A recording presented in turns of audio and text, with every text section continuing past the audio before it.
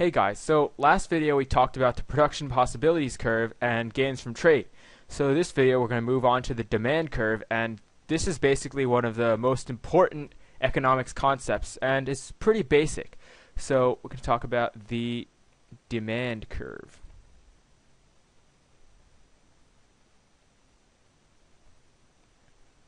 So you've probably understood the concept of demand for years now. So the basic concept is pretty simple. So if the price of an item is higher, you're probably going to purchase fewer of it than if the price of the item is lower. So, for example, people would probably buy the iPhone more if it was $20 rather than a couple $100s, right? You'd probably buy it.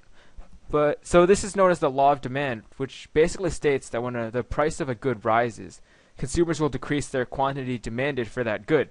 So there are two effects that contribute to this law, which I think are best shown through an example. So let's say that you have $5 to spend at a bakery near you. So cookies normally cost $1 and brownies cost $2. But as you go in to buy your cookies, you find out that the price has been raised to $2. So the cookies are now relatively more expensive as compared to the brownies because before they only cost half as much as the brownies and now they're the same price. So you probably feel like you want to buy the brownies instead, so you substitute the brownies for the cookies. So this is called the substitution effect. Now, let's say that the increase in price also decreases your purchasing power, or otherwise known as how much you could buy with your money. So purchasing power is how much you can buy with your money. So you probably feel a little bit poorer because the price of the cookies increased, so you'd buy less of the cookies. So this is known as the income effect. So we went over the substitute effect and the income effect. So let's look at a demand curve now. So this is the basic representation of the demand curve. So your y-axis will represent price, while your x-axis will represent quantity demanded. So think about what we just talked about above. So if your price is high, like up here, well, where will your quantity demanded be? Well, if your price is high, your quantity demanded will be low.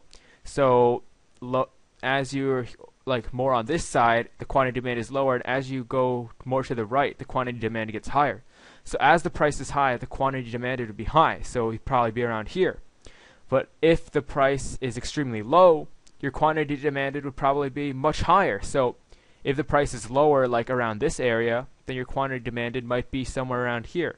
So this lets us sketch the basic demand curve, which is downward sloping. So it would just look something like this. So this should make sense to you because if the price of the product goes up, like if you were here before and suddenly the price increases, then the quantity demanded would go down. So if you were at this point A before, and the price suddenly shoots up, the quantity demanded would be over here at this point. So, however, notice that I talked about increases and decreases in quantity demanded. So when we're referring to anything with price changes that cause changes in the quantity demanded for something, or movements up or down along the curve, we refer to it as an increase or decrease in quantity demanded.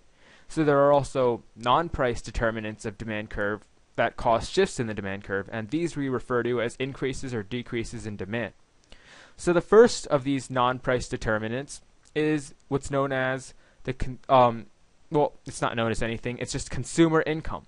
So if the economy is doing well and you get a wage increase, you might demand more expensive foods like, for example, let's say Lindt chocolate rather than cheaper chocolate like Hershey's chocolate. So if the demand for a good increases as consumer income increases, this is known as a normal good. So in this case, Lindt is a normal good. So if the demand for a good decreases as income increases, it's called an inferior good. So let's draw a demand curve. Let's pretend that this is the demand curve for Lindt over here. This is Lindt. And so if your consumer income increases, your demand curve would shift outward like this. So this would be your new demand curve because at any given price, you'd probably be demanding more Lindt. And let's say that, let's sketch a small demand curve for Hershey over here. So this is Hershey.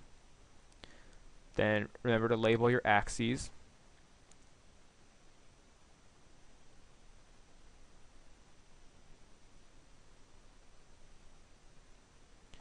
This is quantity demanded. So your Hershey's demand curve, if it was previously here before your increase in your income, it would shift downwards to here. So now you can notice that at any given price, the quantity demanded is less because you might prefer to buy a normal good like lint. So another non-price determinant is the price of substitute goods. So let's look at substitute goods. So we might say Coke is a substitute good for Pepsi or vice versa. So basically, they're very similar goods that can easily be substituted for each other. It's just what it sounds like. So let's say that this is the demand curve for Coke. Oops, sorry, that was very bad. A little bit better. So label the axes.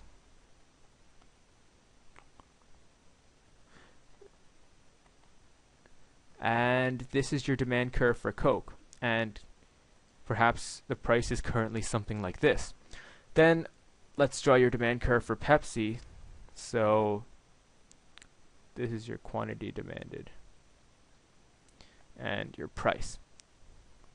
So let's say that this is your current demand curve for Pepsi and you're somewhere around here. So let's just suddenly say that the price of Coke shoots up and suddenly it's over here. Well, now your quantity demanded for Coke is going to decrease and your quantity demanded for Pepsi might increase because they're very close and you just substitute Pepsi in for Coke. So in this case, your demand curve for Pepsi would move outwards like this, and you'd have an increase in demand for Pepsi. So notice that because we had a change in price in Coke, we moved along the demand curve, while this is a non-price determinant for Pepsi, so Pepsi's curve shifted outwards.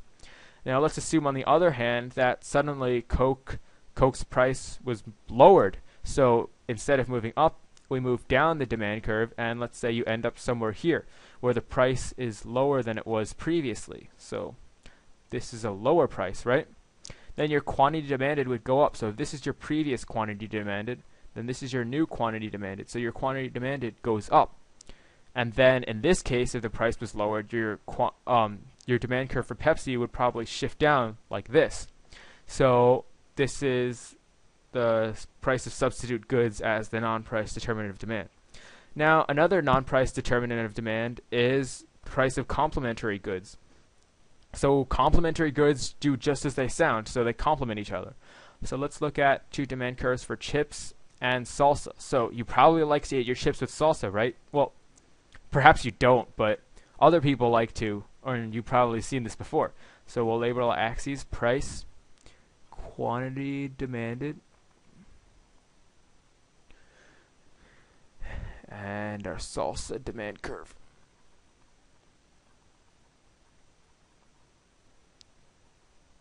And price. So let's say that your current demand curve for chips is something like this, and your current demand curve for salsa is something like this. Now let's say you're here, but then suddenly the price of chips goes up, so now you're suddenly here. So if this was the price before, this is the price now. So the price goes up, right? So now your quantity demanded for salsa might decrease, sorry, because if the price of chips is higher, then you won't buy as much chips, which means that you probably won't need as much salsa. Like what else are you going to do with salsa? So your your demand curve for salsa will shift down like this. Now let's say, for example, that the price of chips goes down. So suddenly it's over here at this price. So the price goes down. Then your quantity demanded of chips would increase, and because you're buying more chips, you probably also want to buy more salsa to go along with these chips. So in this case, you have an increase in your demand curve for salsa. So your demand curve would shift up. So you'd be demanding more salsa at any given price. Now, another example of a non-price determinant is tastes and preferences.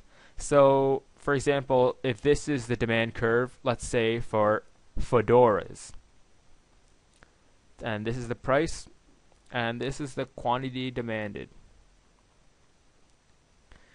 And previously the demand curve for fedoras was over here, but then suddenly fedoras became extremely fashionable. So then your demand curve would shift outwards like this, and of course there would be more quantity demanded for any given price because everyone wants to match the new growing trend of fedoras, right? So another example of a non-price determinant is future expectations. So future wages going up would increase demand, and future prices going up would increase demand too. So let's look at this product. Let's just say that this is for, oh, I don't know, furniture.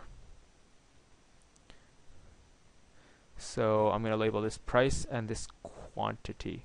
So let's say that this is your demand curve for furniture, and suddenly you expect that your wages are going to go up in the future. Like perhaps you're a new college graduate and you're like, oh, I'm going to find a new job, or perhaps you already got a job offer. So you kind of already feel like you're making more money, so you might be willing to spend more because you know you're going to have more money in the future. So in this case, your demand for furniture might go up like this. And let's say that you expect that the price of furniture, or let's just draw a new demand curve. So let's say that this is the demand curve for gas. So if you expect that the price of gas is going to go up in the near future, you might want to stock up on some gallons for home. So your demand curve for gas gallons might shift out like this, because you don't want to have to pay that high price in the future. Lastly, probably the most obvious reason for an increase in demand would be a change in the number of buyers. So let's just say that this is the demand curve for, I don't know, TVs. And this is your price, this is your quantity, and this is your original demand curve. And let's say suddenly a whole bunch of new families moves in, and this would cause an increase in the demand for TVs, because there would just be more buyers. So at any given price, there would be a higher quantity demanded of TVs, right? And let's just say that suddenly the town becomes really empty and there are no more buyers. So the shop would sell fewer TVs at any given price, so the demand curve would shift downwards like this. Well, that basically covers the basic concepts of demand curves. If you have any more questions or want to see some additional examples, just leave a comment below. Thanks for watching.